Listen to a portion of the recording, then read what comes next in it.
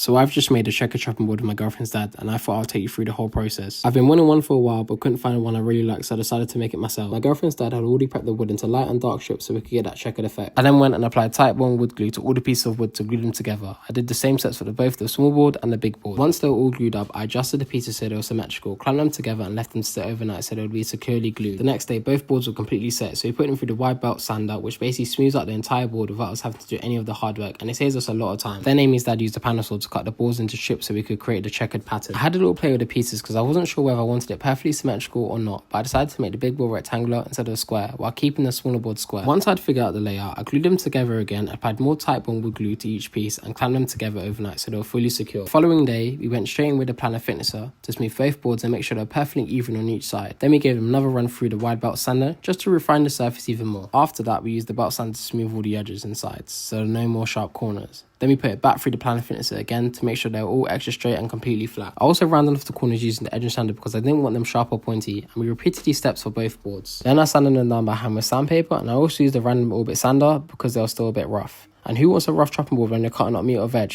Not me. I made sure to do this on the edges, sides, and the face of both boards. Once they were perfectly smooth, we added Amy's dad logo because honestly, I had to give him credit. He did the tricky bits, I just did the easy part. The boards were looking great, but we weren't finished yet. The final step was applying hard wax soil to give them that shiny finish that me and Amy wanted. I coated both boards all over, making sure it was applied evenly so the whole surface was the same shade of brown. And once it was on, I wiped away the excess with a cloth. And that's how I made my checker chopping boards made from locally sourced English wood, which, just to be clear, I will not be using for chess.